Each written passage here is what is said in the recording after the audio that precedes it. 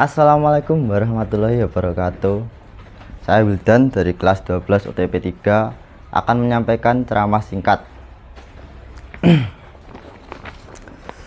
Alhamdulillahirabbil alamin wassalatu wassalam ala asrofil anbiya'i wal mursalin sayyidina wan nabiyina Muhammadin wa ala alihi washabihi ajmain wa ba'du. Saudara dan saudari yang semoga dirahmati oleh Allah, pertama-tama marilah kita panjatkan puji syukur kita kepada Allah Subhanahu wa Ta'ala semesta alam yang telah melimpahkan nikmatnya kepada kita semua. Yang kedua, semoga salawat serta salam tetap tercurahkan kepada suri tauladan kita Nabi Muhammad Sallallahu Alaihi Wasallam beserta keluarganya, para sahabat, dan juga para pengikutnya. Saudara dan saudari yang semoga dirahmati oleh Allah, pada majelis yang mulia ini saya hendak menyampaikan materi ceramah tentang adab kepada guru yang teman-temanku yang semoga dirahmati oleh Allah wajib kalian amalkan dalam keseharian kalian sebagai seorang murid. Teman-temanku, apa sajakah adab seorang murid kepada gurunya? Adab kepada guru yang pertama adalah hendaknya seorang murid mematuhi perintah gurunya. Di dalam kitab Tazkiratus Sami wal Mutakalim yang ditulis oleh Ibnu Jama'ah Asy-Syafi'i disebutkan bahwa hubungan seorang murid dengan guru itu layaknya hubungan pasien dengan dokternya. Mengapa demikian? Karena guru itu ibarat dokter. Apabila dokter itu mengobati penyakit fisik, maka guru itu mengobati penyakit kebodohan dan juga mengobati penyakit akhlak yang buruk. Maka apabila seorang pasien yang mengalami penyakit fisik ingin sembuh dari penyakitnya, maka ia harus mematuhi arahan dari dokter. Begitupun dengan murid. Apabila ia hendak menghilangkan penyakit bodoh dan akhlak buruk yang ada pada dirinya, maka hendaknya ia mengikuti arahan dari guru ataupun ustadznya. Adab kepada guru yang kedua adalah hendaknya seorang murid itu bersabar dengan kerasnya seorang guru. Terkadang seorang guru itu ada yang keras dalam mengajar. Saya yakin sebagian besar dari kalian merasa tidak nyaman dengan perilaku guru yang keras dalam mengajarnya. Namun, apakah ketika guru bertindak keras, kemudian kita malah berhenti belajar?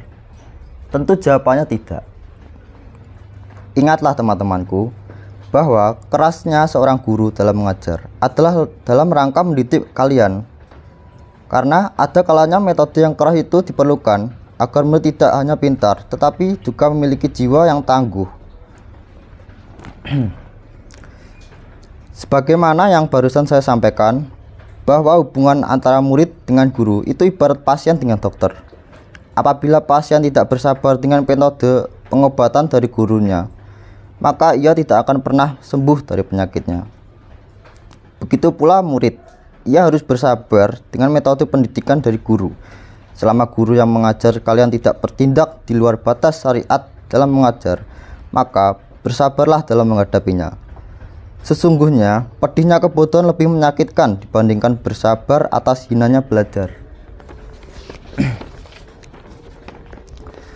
Sebagian ulama salaf mengatakan, man lam yasbir ala sulit talimi bahiya amma rahufa amma yatil jahalah wa mang sobara alaihi ala amruhu illa lazid dunya wal akhirah. Barang siapa yang tidak bersabar atas hinanya belajar, maka tersisalah umurnya dalam kesesatan dan kebodohan. Dan barang siapa yang sabar atasnya, maka urusnya akan kembali menuju kemuliaan dunia dan akhirat. Adab kepada guru yang ketiga adalah hendaknya seorang murid itu mendengarkan dan memperhatikan dengan baik pelajaran yang disampaikan oleh gurunya. ketika kalian belajar, jangan sampai kalian itu membuat kegaduhan, ngobrol sendiri, ataupun tertidur di dalam kelas. Itu tidak boleh. Apalagi yang diajarkan itu materinya ada kaitannya dengan Al-Quran dan Al-Hadits. Coba kalian cek di surat Kahf ayat yang ke-37. Di dalam surat tersebut Allah Ta'ala berfirman yang bunyinya Inna fi zalika la dzikra liman kana lahu qalbun au al-khosam lawa huwa syahid, yang artinya adalah sesungguhnya pada yang demikian itu pasti terdapat peringatan bagi orang-orang yang mempunyai hati atau menggunakan pendengarannya dan dia menyaksikan. Surat Kahf ayat 37. Ayat tersebut memberikan pelajaran kepada kita bahwa pelajaran-pelajaran yang ada di dalam Al-Quran itu akan menjadi peringatan bagi kita apabila kita memasang ketiga indera kita. Indera apakah itu? Yaitu hati, telinga, dan juga mata. Apa coba maksudnya? Adakah yang tahu? Maksudnya adalah bahwa kita menuntut ilmu, hendaknya kita benar-benar menggunakan hati kita untuk fokus, telinga kita untuk mendengarkan, serta mata kita untuk memperhatikan pelajaran dengan baik. Kalau kita tidak menggunakannya, lalu bagaimana mungkin pelajaran itu bisa masuk ke dalam hati kita? Iya kan? Nah, oleh karena itu anak-anak, ketika kalian belajar, cobalah ditahan mulutnya untuk tidak berbicara. Fokuskan hati dan pikiran kalian untuk mendengarkan materi ceramah yang disampaikan oleh ustadz dan ustazah ataupun bapak ibu guru. Tujuannya agar pelajaran yang disampaikan dapat masuk ke dalam hati kalian dan kalian dapat mengamalkan ilmu tersebut dalam kehidupan sehari-hari. Saudara dan saudari yang semoga dirahmati oleh Allah,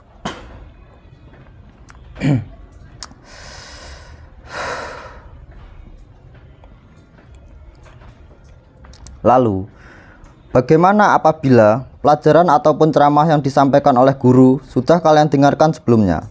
Apakah kalian tidak perlu mendengarkannya? Kan kalian sudah pernah mendengarnya. Jawabannya tetaplah kalian dengarkan, meskipun kalian sudah pernah mendengarkan materi ceramah tersebut. Coba simak yang dikatakan oleh Atha bin Abi Robah berikut ini. Inilah asmahul hadismi narayujuli wa anna a'la lamu bihi minhu fa'ari himin nafsi anni la ahsinu minhu syaik. Artinya, aku pernah mendengar hadits dari seorang lelaki, sementara aku lebih mengetahui hadits itu daripada dia. Maka aku pun memperlihatkan diriku seakan aku tidak lebih darinya sedikit pun. Sungguh adab seorang salaf sangat mulia. Selain itu, beliau juga mengatakan, Inna syobal layat tahudsu bihati sing faas takmi aulahu kanni lam asmahhu walakod sami tuhu qabla al yulad. Yang artinya, sesungguhnya ada seorang pemuda menyampaikan suatu hadits, lalu aku mendengarkan hadits itu seakan-akan aku belum pernah mendengarnya, padahal aku sudah pernah mendengar hadits itu sebelum pemuda itu dilahirkan. Maka saudara-saudari sekalian, contohlah bagaimana para salaf dalam menuntut ilmu. Mereka itu telah terbukti kesuksesan mereka dalam menuntut ilmu. Oleh karena teladan terbaik dalam menuntut ilmu adalah para ulama salaf. Adab kepada guru yang keempat adalah hendaknya seorang murid itu banyak bersyukur kepada guru yang telah mendidik dan mengajarnya. Sebagai seorang murid yang beradab, Kalian harus memahami, menyadari bahwasanya segala yang diberikan oleh guru kepada kalian berupa pendidikan, pengajaran, peramutan, dan juga perhatian adalah nikmat dari Allah Subhanahu wa Ta'ala. Bahkan teguran dan sikap keras seorang guru kepada muridnya juga merupakan nikmat dari Allah yang patut kalian syukuri. Seandainya seorang guru itu tidak pernah memberikan peringatan keras kepada murid ataupun santrinya, maka justru ini akan menjerumuskan murid tersebut ke dalam keburukan. Oleh karena itu, saudara-saudari sekalian, bersyukurlah pada gurumu apapun yang telah diberikan oleh gurumu kepada kalian, entah itu pemberian ataupun perlakuan yang menurut kalian menyenangkan ataupun tidak menyenangkan, maka syukurilah hal tersebut. Demikianlah materi ceramah tentang adab kepada guru yang bisa saya sampaikan. Semoga kalian semua dapat menerapkan dan mengamalkan adab ini dalam keseharian kalian saat menuntut ilmu, baik di sekolah maupun di pondok pesantren. Mari kita akhiri dengan membaca hamdalah, alhamdulillah. Sekian dari saya. Assalamualaikum warahmatullahi wabarakatuh.